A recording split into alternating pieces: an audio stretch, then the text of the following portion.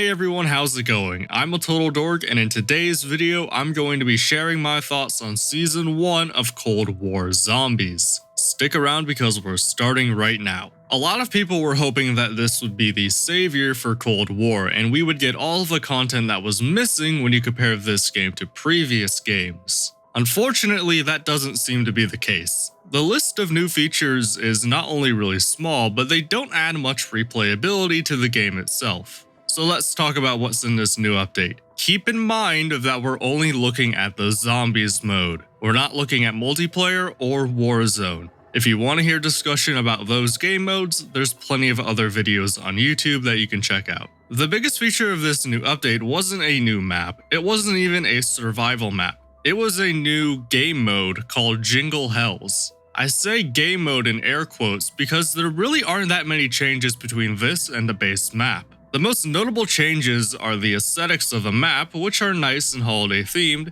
and the complete removal of the Easter egg. I'm not entirely sure why they decided to remove depth from the game mode, but that's what they did. And keep in mind, they didn't just remove the main Easter egg, but they removed all of the side Easter eggs as well. You can't do the coffin dance Easter egg, which is most likely to push people towards the new weapon system in the game mode. But why remove the main Easter egg? Why are we removing depth from the game mode? Aside from the holiday theme, there's no reason to play this version of the map over the original. And if you want to do anything in the Easter egg after Pack-a-Punch, you literally have to play the original. Ultimately, if you're bored playing D-Machine, Jingle Hells is not going to revive your interest in the game. Aside from the holiday decor and the quality pun in the title, it's still the same experience with the exception of the new weapon system, and even then it's not all that different. But that doesn't mean you should stop playing the game, because the Battle Pass is going to require you to play a lot. This is my first real experience with a Battle Pass type system. I never played Fortnite or Modern Warfare 2019, so I haven't progressed through a Battle Pass firsthand. And I really like the concept, however the content and progression have left a lot to be desired.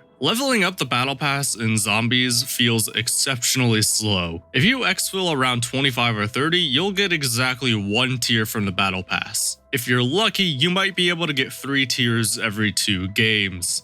It's been about roughly 1 tier every hour, which means you should be able to unlock everything in under 4 days. Given the length of Season 1, that isn't terrible, but it feels slow. I would like to see faster progression in Zombies, either through just increasing the progression rate as a whole, or perhaps by adding a bonus for a successful exfil or completing the Easter egg. As for the content, there's both good and bad. There's a number of filler skins for operators, calling cards, and emblems that are just there to add more tiers to the Battle Pass. But most of what's there is not only real content, but is actually useful in the Zombies mode. I was initially worried that the Battle Pass would be strictly for multiplayer in Warzone, but they actually made things useful in Zombies as well. The weapon skins are all usable in Zombies, and most of them look fantastic. The XP boosts are going to be extremely helpful for grinding the insane amount of weapon levels this game has. And there's brand new guns for players to use, and they're unlocked pretty early too.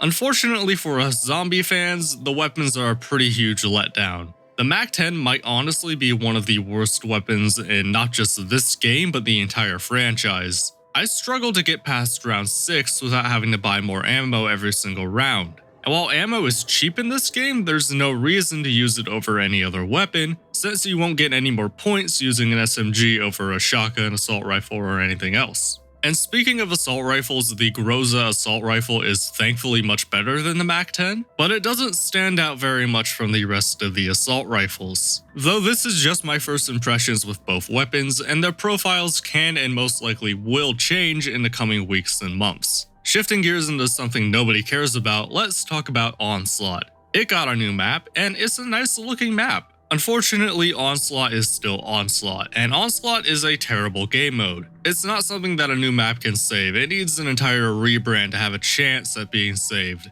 I'll make an entire video on Onslaught sometime soon because it's bad enough to get its own video. And then there's some of the smaller details of the update. The cruise missile is an awesome addition. It'll probably replace the chopper gunner as the thing everybody carries as a get out of jail free card. Leaderboards were updated to show your highest round instead of how many rounds you've completed. That's a good change. I'm not sure why you would track anything else instead. split screen was finally added back into the game. It should have been there at the start, but at least it's here before Christmas. Some sort of silver lining there. Seasonal challenges are in the game, with daily challenges coming sometime soon. And also coming sometime soon, hopefully, is the Cranked game mode, which will hopefully be more than just a gimmick. I'll have a video on that whenever that gets added. And I think that covers just about everything. Overall, this is not the game-changing update that many of us were hoping for, but just like the game as a whole, there is a ton of potential here. If we get the buffs to both of these weapons, but the MAC-10 especially, and ideally get a surprise survival map or something to break up the monotony of playing D Machine non-stop, then we should be smooth sailing from here until the next full map. And the only thing I'm worried about are these new maps. If leaks are to be believed, we're not going to get a new map until February, and the prospect of that is terrifying. That's a whole 3 months after the game's launch, which for me is way too long. And it's not that I don't enjoy D Machine, I still love the map, but that doesn't mean I want to play it for 3 months straight. And since the Battle Pass requires a lot of grinding, I might just have to end up doing that. But I'll leave this one here. Thanks everyone for watching. I do want to quickly apologize for not uploading for the past 2 weeks or so. I won't devolve too much into my personal life, but my life got turned upside down, but everything is mostly fine now. It also doesn't help that the video I was working on during that time is one of the hardest videos I've had to make from a purely technical perspective. That video was on hold for the time being, simply due to how long it's going to take. But I'm back to uploading every Tuesday and Friday as planned, so make sure you subscribe if you want to see more videos. Thanks everyone again for watching, take care.